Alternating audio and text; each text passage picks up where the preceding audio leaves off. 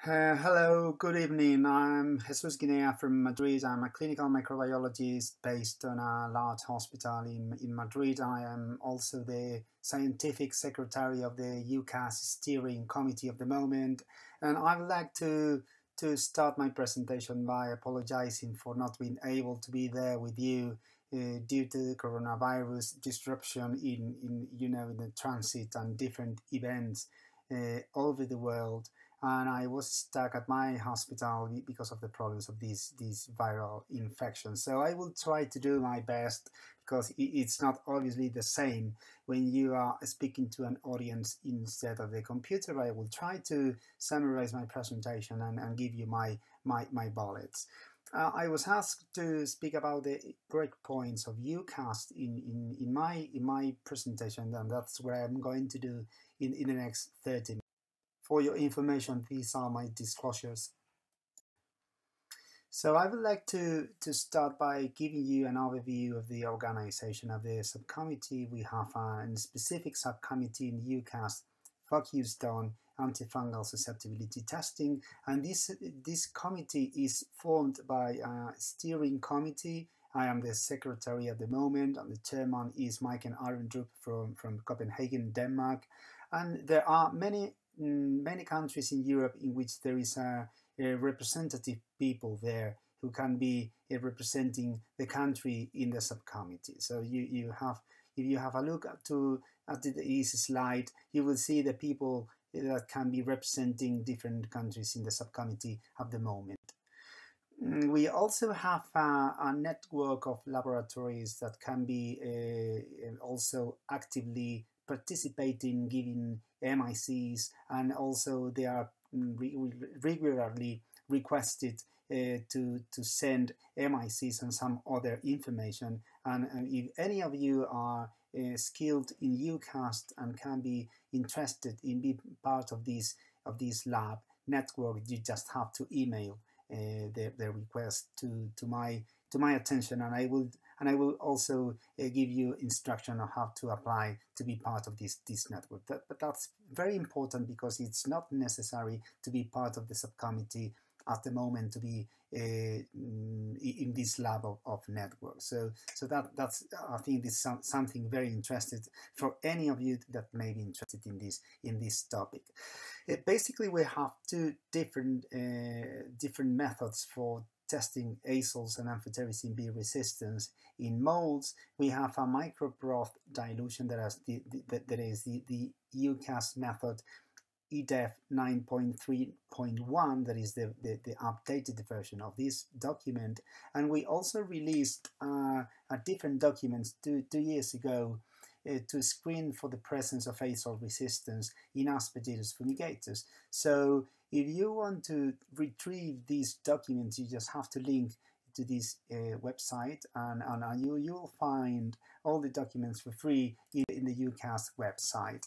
Just to give you a brief summary of the EUCAST and the potential differences with CLSI, we have basically the same methodology, and we only have few differences in terms of method.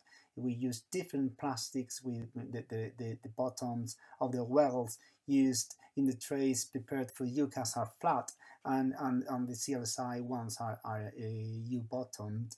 And we also use more glucose in the EUCAST method, and the inoculum is also much higher. And that's because we want to speed up the MIC reading, and in the majority of Candida isolates, the MIC is read, and after 24 hours of incubations, and for the case of molds, we have to incubate the plates for 48 hours. This is a real example of a tray grown with different strains of Aspergillus fumigatus. Some are showing high MICs to voriconazole, and some others are quite susceptible. And the MIC of amphotericin B and azoles against Aspergillus fumigatus, according to the EUCAST methodology, is recommended to be read visually, and we are trying to validate the use of expectrophotometer in terms of giving you more objectivity when setting the MICs.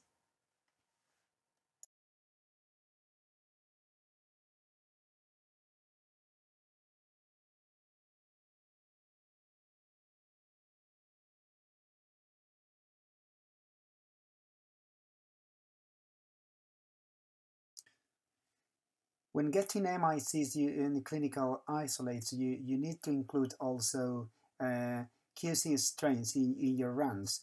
This is an example of ATCC very commonly used in EUCAST methodology and CLSI as well. And this picture shows how you have to be able to put all the QC's MICs in the range recommended, and ideally all of them should be on target.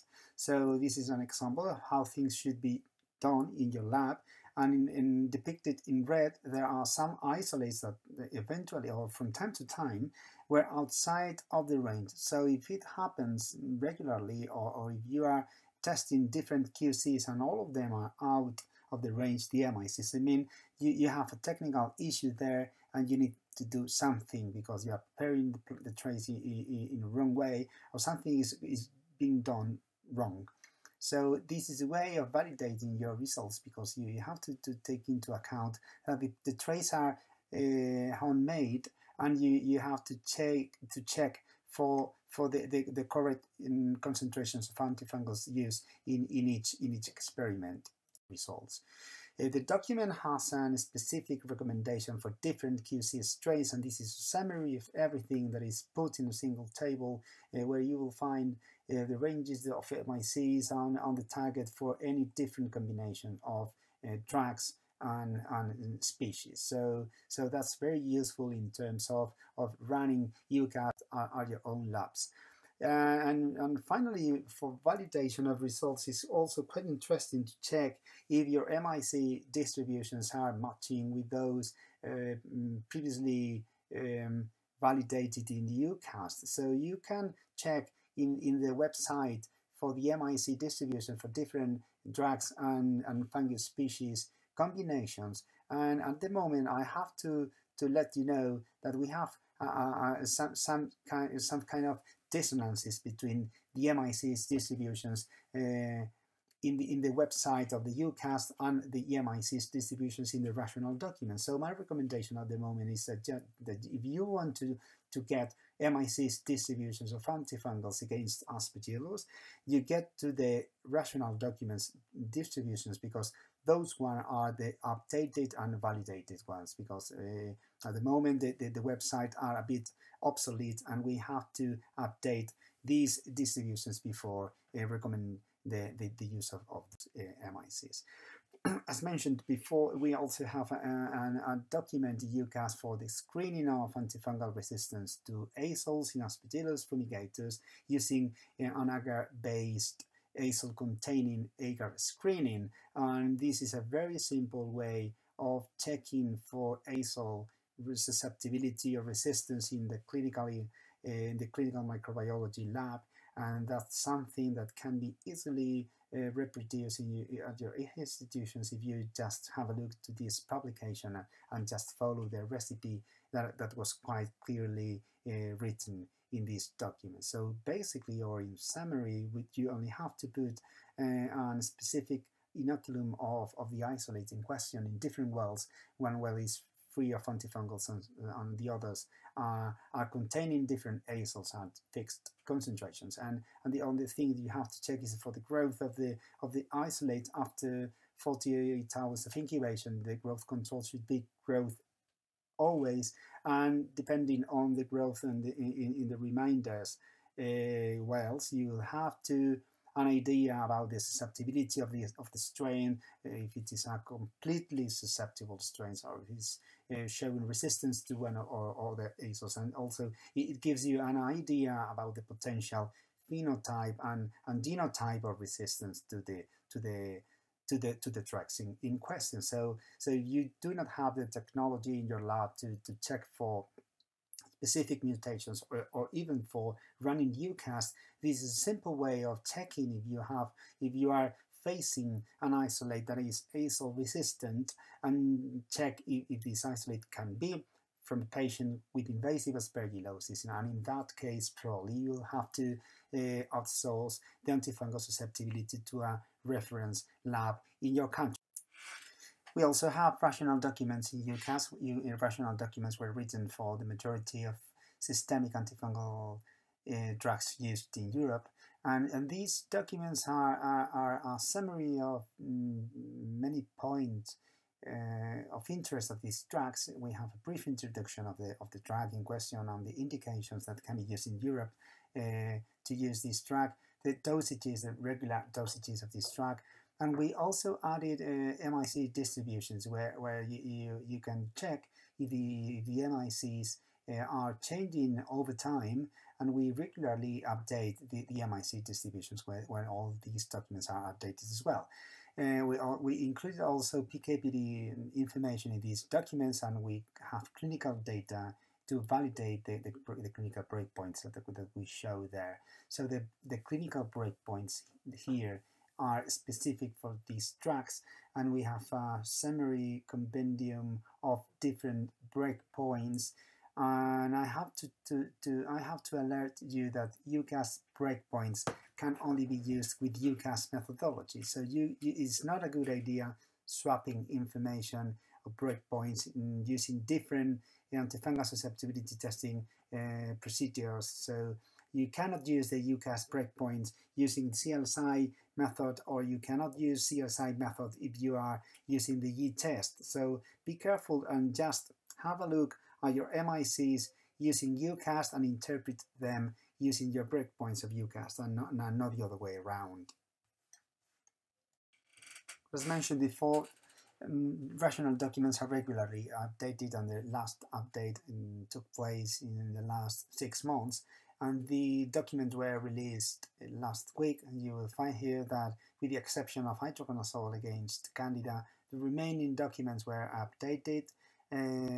Basically, this review was driven to accommodate the new EUCAST definitions and the new breakpoints that were revisited after adding the new definitions of EUCAST of susceptible, intermediate, and resistant.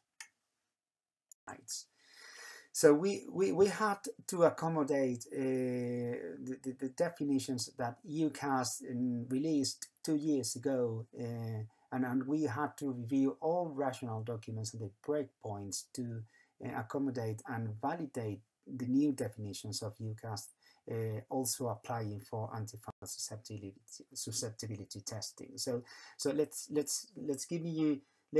give me an overview of what happened in the last 6 months. We had to review what the old and the new definitions contained, and this is how we interpreted 2 years ago the results of antifungal susceptibility testing using EUCAST. We have the susceptibility category of S, meaning that the isolate can be treated with the drug in question. We had the I category, indicating that this isolate was not fully susceptible but was not resistant either, and we had the resistant category, indicating that the isolate in question, or the patient infected by this isolate, cannot be treated with this drug.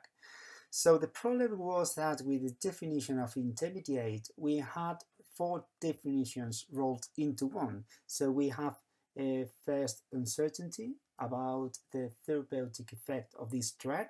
We also had problems about the pharmacokinetic of these drugs regarding the physiological concentration of this drug at the site of the infection. We also have pharmacology or toxicology issues related to the high doses of the drug that should be used in these cases. And finally, we also had a buffer zone to prevent technical errors. That is something related specifically with methodology and nothing to do with the doses. So we had 2 different concepts rolled into a single one definition. We had uncertainty about the therapeutic effect of this drug, or the uncertainty about the laboratory results. And we also had problems about the exposure, because we probably need higher exposure or higher doses concentrations, and this is something that was mixed all together in the I definition. So EUCAST changed these definitions 2 years ago, and the current definitions are S, meaning that the strain is susceptible using the standard dosing regime. So this definition is to treat and isolate using the regular standard dosing regime of the antifungal drug. The I is not indicating anymore intermediate but susceptible increased exposure. So it means that this isolate can be treated when we are using higher doses of the antifungal in question. And finally, we still keep the R for standing for resistance when we have an isolate that cannot be treated with a drug, because the probability of getting a good outcome is quite low. So what is happening basically is that we are keeping the susceptible strains as they are now, but the old intermediate isolates are probably falling in the susceptible category, but some others cannot, as I'm going to show you in the forthcoming slides. So in summary, what we had to do is to change the definition of S, I, and R, and but at the same time we are retaining the abbreviations, what can lead to some degree of confusion, because I is not indicating any more intermediate, but the use or the necessity of use of a higher concentration or higher doses of antifungals. So this is basically how these new definitions work at the moment. But we also have to deal with a new concept, that is the concept of area of technical uncertainty, meaning that we have to accept that in some circumstances we do not have the security that this MIC is indicating either a susceptibility or resistance. So in these cases we have to be careful, because the term ATU is a warning for the laboratory and not for the clinicians themselves. And the thing is that we have to sort out the problems of the ATU when we are facing an isolate falling in an MIC considered ATU. And I'll give you some examples, some practical examples in the next slides. So EUCAST recommends to deal with the ATU choosing the following possibilities. You can repeat the test, you can downgrade the report or upgrade the report. In both cases you have to put comments there indicating why you took or why you made that decision. You can also include the uncertainty as part of the report, and this is not probably desired, because you put in the hands of the clinician the final decision about the interpretation of the test. And finally, you can use an alternative test. For example, you can genotype to search for mutations, or you can use an alternative test, you test, for example, or whatever, to validate or to be sure that you are not in front of a resistant strain. Okay. So the breakpoints were recently updated, as I mentioned before. And this is a summary of the front page of the breakpoint tables that can be also available in the EUCAST website. The summary of the current breakpoints for or against Aspergillus fumigators are shown in this table. As you can see there, yellow highlighted cells indicate changes respected from the last version. So you can see here that we have lowered the breakpoint against amphotericin B. There is no I category for amphotericin B anymore, because there are not recommendations to use different dosages depending on the MIC of the isolate. So we decided that I is meaningless in this case.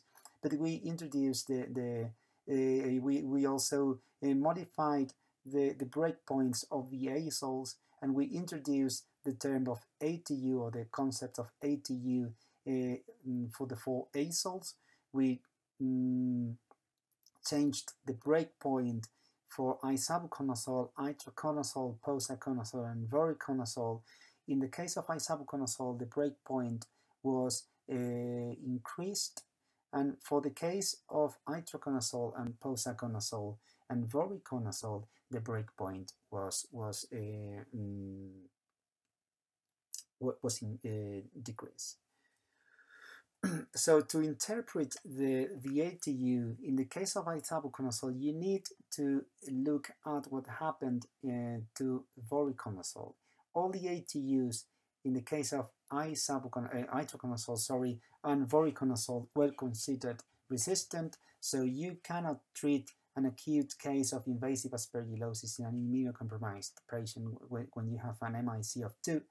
But if you have a patient who has not an invasive form of infection and you do not have many other oral options, you can use itraconazole provided that sufficient exposure is ensured. And the same is the same case is applicable to voriconazole. So to sort out the ATUs in the case of isavuconazole and posaconazole, you need to look at the companion. In the case of isavuconazole, you need to look at the MIC of voriconazole, and if voriconazole is susceptible, then you turn the isolate automatically as susceptible to isavuconazole as well, because up to now, no isolates showing resistance to vori and not to isavuconazole, and the other way around, have been reported. So you can safely sort out the ATUs of isavuconazole just looking at what happened to voriconazole. And the same problem happened with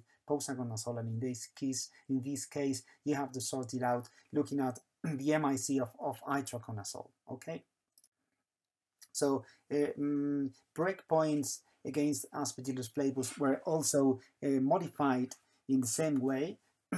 Modification of isavuconazole, itraconazole, breakpoints, and amphotericin B. I have to say here that we considered that the Aspergillus nigricans and Aspergillus flavus showed systematically high MICs to amphotericin B, and because of that, we decided to recommend not the use of amphotericin B to treat infections by Aspergillus nigricans, Aspergillus flavus, or Aspergillus terreus.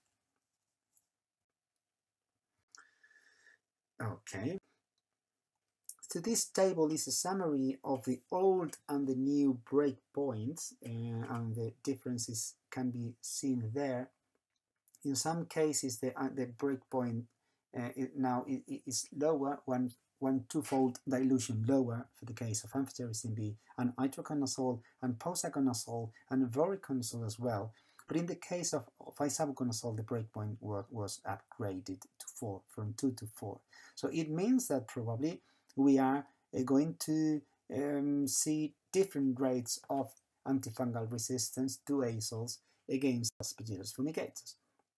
This is a practical example of what is happening at the moment, or what was happening with the use of the previous version of antifungal breakpoints, EUCAST. This is a study that was submitted to the meeting and cannot be presented because it was going to be presented by me and I'm not there. But I am going to give you a summary of some of the results presented in this poster. You can see here in the table the percentage of resistance to different azoles in Aspergillus fumigatus sensu stricto isolates collected at my hospital during a 20-year period of time. So this is a summary of invasive isolates causing aspergillosis in my hospital and the percentages of resistance using the old breakpoints of EUCAST. So the rate of resistance in my hospital is quite low. It was below 1%, with the exception of voriconazole and some other azoles. So what was happening here was that we had few isolates showing MICs of isavuconazole in 2 milligram per ml concentrations that probably were not resistant to this drug because they were probably susceptible to the remaining azoles. And this is a summary of these isolates in this table, where you will find two different groups of isolates. Some isolates showing an MIC of 2 and some others showing an MIC of 8. So in the case of the high MICs, these isolates were also resistant to voriconazole as well, and they showed a well-validated substitution in the CYP51A gene.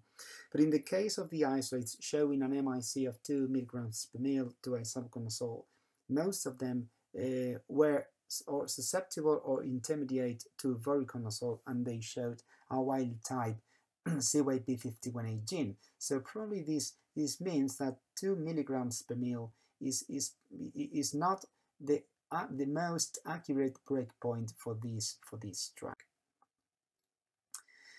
This is also a summary of a paper that is going to be presented at ECMID in Paris, and this is unpublished information yet.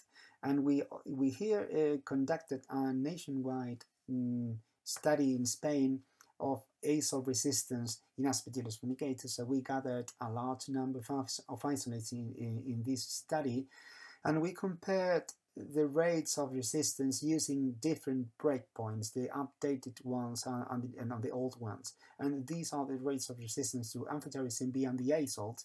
And again, you will see here how these rates of resistance are changing accordingly to the change in the breakpoints. So we're facing an increase in the rate, a slight increase in the rate of resistance to amphotericin B, itraconazole and voriconazole and posaconazole, but we are now observing less isolates classified as resistant to isavuconazole. Sorry. And this figure shows a summary of those isolates showing resistance to one or more azole, and the MICs of these isolates, the section of the bars depicted in colors, indicate different CYP51A mutations. And in red, you can find those isolates showing the TR34 substitution, and the typically Dutch mutant isolates that can be reported everywhere in Europe now at the moment. So the thing is that with itraconazole we do not have many problems, because the tandem repeats and some other clearly mutants such as D54 or TR46 are well classified as resistance. In those cases, it is not the case for this one that is phenotypically susceptible to itraconazole, the isolate that we found. Well, all TR34 were clearly showing a very high MIC to itraconazole. Sorry. And in the case of voriconazole, we had different degrees of resistance to this drug in the tandem repeats that we found, and some others were found in the 2 milligrams per ml MIC that was indicating as well ATU. So it means that some isolates can be now classified as resistant with the ATU, and they are carrying the CYP51A gene substitution classically found in the Netherlands. And this is also the problem with posaconazole, in which some isolates were carrying the TR34 substitution, and they were classified as ATU, and also very clearly found in the case of isavuconazole, in which we have a wide range of MICs for the tandem repeats found. This figure is a summary of all these observations in we found, or we broke down here what happened in the isolates falling in ATU for the 4 azoles. We do not have so many problems in itraconazole, but if you have a look to the voriconazole here, you have different. There is a mixture of different things. You will have cryptic species there. You will have Aspergillus fumigatus sensu stricto. There are mutants, for example, the TR34. Some others are carrying a combination of different mutations, not clearly related to resistance to azoles, but some others are phenotypically resistant to voriconazole. There are 51A gene wild types, And the same happened with isavuconazole, and the same happened with posaconazole. And the thing is that in the same MIC you will have a mixture of mutants.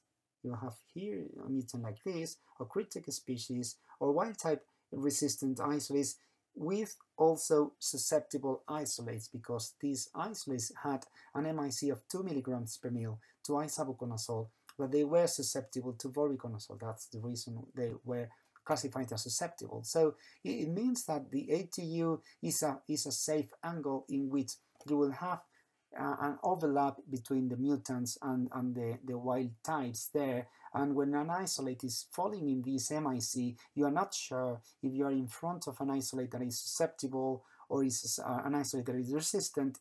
And that's the reason we decided in the steering committee of EUCAST of giving the recommendation of checking what happened to the other azole. This is what we are doing at the moment in the subcommittee. We are developing new methods to check for antifungal resistance in dermatophytes. We have a big problem with these fungi. They are not killing people, but they cause many cases of infection, local and skin infections, and there is a growing number of isolates showing resistance to terbinafine. So we needed something to check for antifungal susceptibility testing in this group of fungi. And finally, we also observed that the different combination of different types of plastics that you are using to prepare your trays may have a dramatic impact in the MIC, and this is something very clearly found with Candida. I'm not going to show you these results here. We are speaking about Aspergillus specifically, but we observed here that you will find different MICs depending on the kind of plastics that you are using, and this is something we are working on at the moment. And finally, we will have to fill up with numbers of cells in which we have lacking breakpoints. So in the future we will have to put at least numbers in all these cells in which an IE letters are appearing. So I'd just like to conclude my presentation by giving you some home messages. We have methods in EUCAST to check for antifungal resistance in Aspergillus, and we have two methods, the broth microdilution classical one, and you also have an agar-based screening method available to be used in the clinical microbiology lab. We changed the breakpoints and definitions of resistance and susceptibility in the documents in the last few years, and you have to have a look at these new definitions in order to have possibilities of checking and interpreting the new MICs. These changes probably will lead to a slight increase in the rate of resistance in some drugs, but we are going to fix some problems that we had with isavuconazole MICs in 2 milligrams per ml for many isolates that were not actually azole resistant. We need to fill gaps of where breakpoints are lacking, and we also developing new methods for dermatophytes, and we are studying the impact of the plastic trace in the MIC. So I thank you very much for your attention, and again I like to tell you that it's a big pity not be there with you this morning. Thank you very much.